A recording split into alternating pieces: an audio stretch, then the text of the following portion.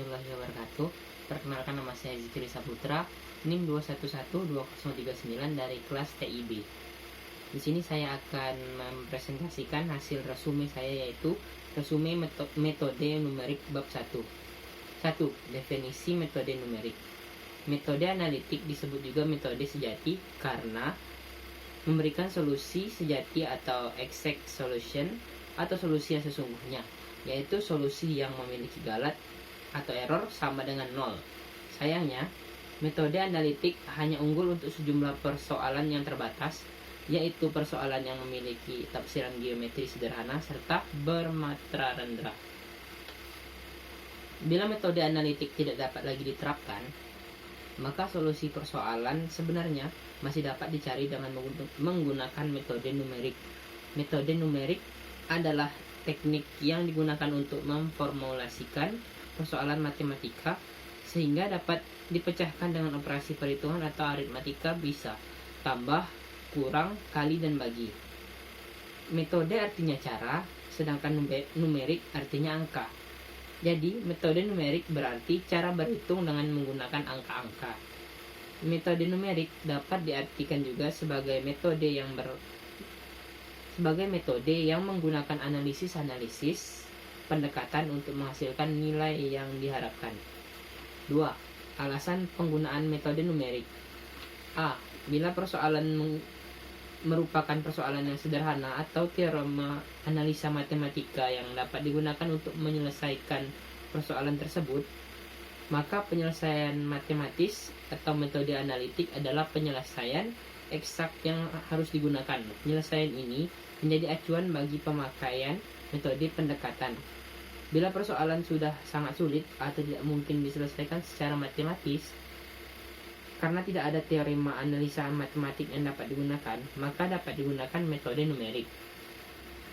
Bila persoalan sudah merupakan persoalan yang mempunyai kompleksitas tinggi, sehingga metode numerik pun tidak dapat menyajikan penyelesaian dengan baik, maka digunakan metode simulasi. 3. Contoh. Penyelesaian persamaan kuadrat AX kuadrat ditambah B ditambah C sama dengan 0 dapat dihitung menggunakan rumus ABC. X 12 sama dengan min B kurang lebih akar dari B kuadrat kurang 4AC per 2A, sehingga tidak memerlukan metode numerik dalam menyelesaikannya. 4. Apakah metode numerik hanya untuk persoalan matematika yang rumit saja? Tentu saja tidak. Anda jangan berpikiran bahwa metode numerik hanya dapat menyelesaikan persoalan rumit saja. Metode numerik berlaku umum, yakni ia dapat diterapkan untuk menyelesaikan persoalan matematika sederhana maupun persoalan matematika yang tergolong rumit. 5. Prinsip-prinsip metode numerik. Menyelesaikan persamaan nonlinear, menyelesaikan persamaan linear simultan atau multivariabel, menyelesaikan diferensial atau turunan, menyelesaikan integral, menyelesaikan persamaan diferensial biasa dengan nilai awal, menyelesaikan kurva fitting atau pencocokan kurva, interpolasi. 6. Pendekatan dan kesalahan. Kesalahan pembulatan, turun error. Yang kedua ada kesalahan pemotongan, truncation error. Yang ketiga yaitu kesalahan numerik, yaitu kesalahan yang timbul karena adanya proses pendekatan. Dan yang terakhir ada kesalahan fraksional. 7. Alasan mempelajari metode numerik. Alasannya yaitu metode numerik merupakan alat bantu pemecahan masalah matematika yang sangat ampuh. Metode numerik mampu menangani sistem persamaan besar, kenirlanjaran, dan geometri yang rumit. Dalam praktek, rekayasa seringkali tidak mungkin dipecahkan secara analitik. Yang kedua, di pasaran banyak tersedia program aplikasi numerik komersil. Pengguna aplikasi tersebut menjadi lebih berarti bila kita memiliki pengetahuan metode numerik agar kita dapat memahami cara paket tersebut menyelesaikan persoalan. Yang ketiga yaitu kita dapat membuat sendiri program komputer tanpa harus membeli paket programnya. Yang keempat, metode numerik menyediakan sarana untuk memperkuat kembali halaman matematika. 8. Tahap-tahap memecahkan persoalan secara numerik. A. Pemodelan. Ini adalah tahap pertama, persoalan dunia nyata dimodelkan ke dalam persamaan matematika. B. Penyederhanaan model. Model matematika yang dihasilkan dari tahap 1 mungkin saja terlalu kompleks, yaitu memasukkan banyak perubah atau variabel atau parameter. Semakin kompleks model matematikanya, semakin rumit penyelesaiannya. Mungkin beberapa andaian dibuat sehingga beberapa parameter dapat diabaikan. Contohnya faktor gesekan udara diabaikan sehingga koefisien gesekan di dalam model dapat dibuang.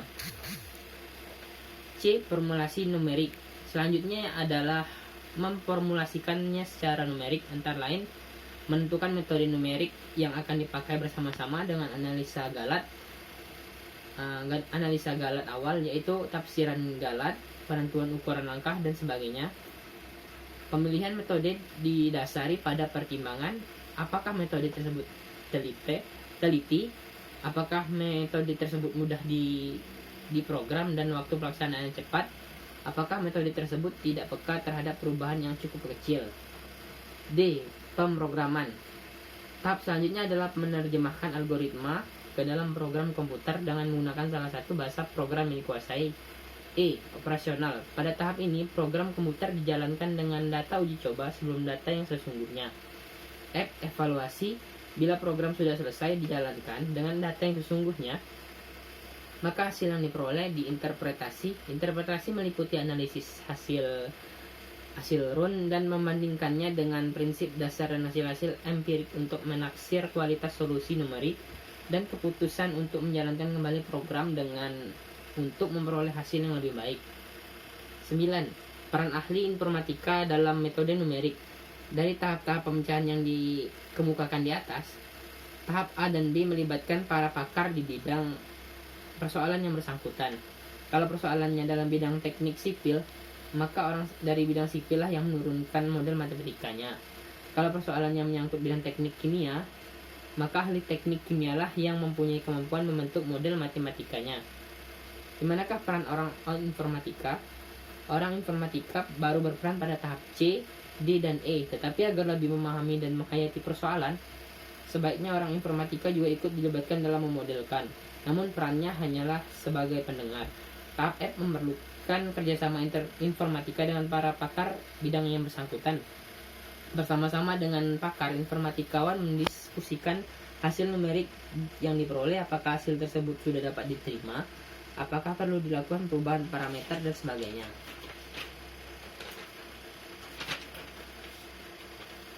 10. Perbedaan metode numerik dengan analisis numerik. Untuk persoalan tertentu, tidaklah cukup kita hanya menggunakan metode untuk memperoleh hasil yang diinginkan. Metode numerik dan analisis numerik adalah dua hal yang berbeda. Metode adalah algoritma menyangkut langkah-langkah penyelesaian persoalan secara numerik, sedangkan analisis numerik adalah terapan matematika untuk menganalisis metode dalam analisis numerik. Hal utama yang ditekankan adalah analisis galat dan kecepatan konvergensi sebuah metode. Teorema-teorema matematika banyak dipakai dalam menganalisis suatu metode. Tugas para analisis numerik ialah mengembangkan dan menganalisis metode numerik, termasuk di dalamnya pembuktian apakah suatu metode konvergen dan menganalisis batas-batas galat solusi numerik. Terdapat banyak sumber galat, di antaranya tingkat ketelitian model matematika, sistem aritmatik, komputer, dan kondisi yang digunakan untuk menghentikan proses pencarian solusi. Semua ini harus dipertimbangkan untuk menjamin ketelitian solusi akhir yang dihitung. Sekian hasil presentasi dari saya akhiri. Assalamualaikum warahmatullahi wabarakatuh.